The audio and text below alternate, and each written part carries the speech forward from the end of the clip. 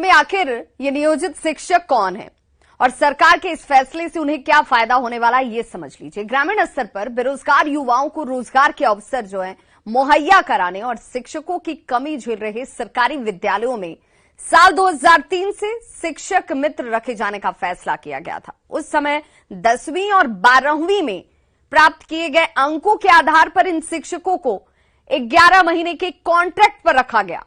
इन्हें मासिक 1500 रुपए का वेतन दिया जा रहा था। फिर धीरे धीरे उनका अनुबंध भी बढ़ता रहा और फिर उनकी आमदनी भी बढ़ती रही।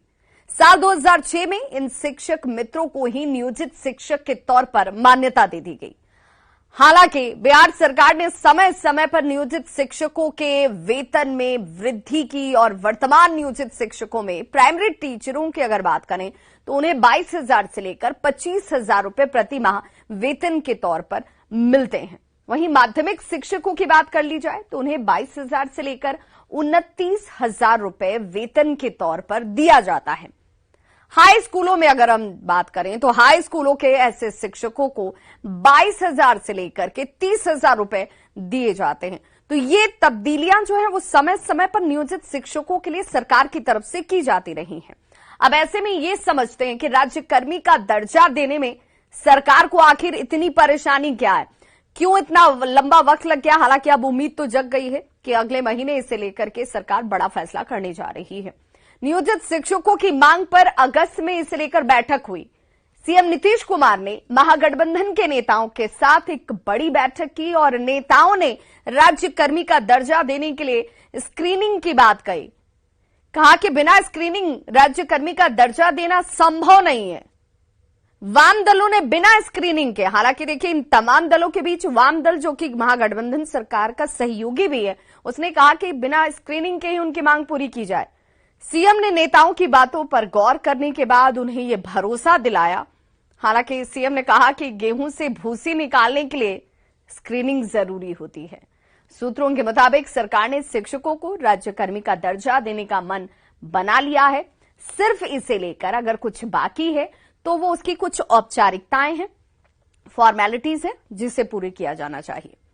बिहार के नियोजित शिक्षकों को राज्यकर्मी बनने पर बीपीएससी शिक्षकों के बराबर अब सैलरी हासिल होने लगेगी। सरकार को कितना खर्च करना होगा वो भी जान लीजिए। अगर कक्षा 1 से 5 के शिक्षकों का मूल वेतन देखा जाए तो 25,000 रुपए हो जाएगा। कक्षा 1 से लेकर 5 के शिक्षकों की ग्रॉस सैलरी की अगर बात कर ली जाए तो वो 44,130 रुपए होगी। कक्षा 6 से लेकर अगर 8वीं तक के शिक्षकों की बात की जाए तो उनके मूल वेतन जो हैं वो 28,000 रुपए होंगे।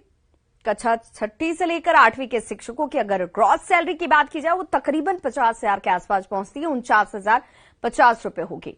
कक्षा 9 से लेकर 10वीं के शिक्षकों का मूल वेतन 31,000 रुपए होगा और कक्षा 9 और 10वीं के शिक्षकों की ग्रॉस सैलरी की अगर हम बात कर लें तो वो शिक्षकों की सैलरी जो है वो 53,970 रुपए होगी। कक्षा 11वीं और 12वीं के शिक्षकों का मूल वेतन 32,000 रुपए होगा और इन्हीं कक्षा 11वीं और 12वीं के शिक्षकों की अगर ग्रॉस सैलरी की बात कर ली जाए तो वो तकरीबन 55,610 रुपए होगी। नियोजित शिक्षक जिसमें प्राथमिक शिक्षकों को ग्रॉस सैलरी जो है वो 32 से 36,000 रुपए मिल रही है। नियोजित माध्यमिक शिक्षकों को ग्रॉस सैलरी 35 से 40,000 रुपए मिल रही है और नियोजित उच्च माध्यमिक शिक्षकों की अगर बात कर लें तो 38 से लेकर के 42,000 रुपए ग्रॉस सैलरी के तौर पर उन्हें मिलती है। नई शिक्षक बहाली के लिए सरकार को करीब 10,000 करोड़ रुपए का इंतजाम जो है वो अतिरिक्त करना होगा।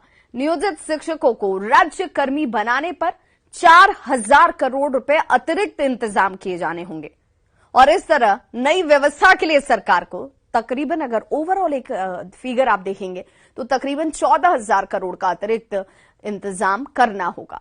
सूत्रों के मुताबिक सरकार ने फंड की व्यवस्था इसे लेकर कर ली है।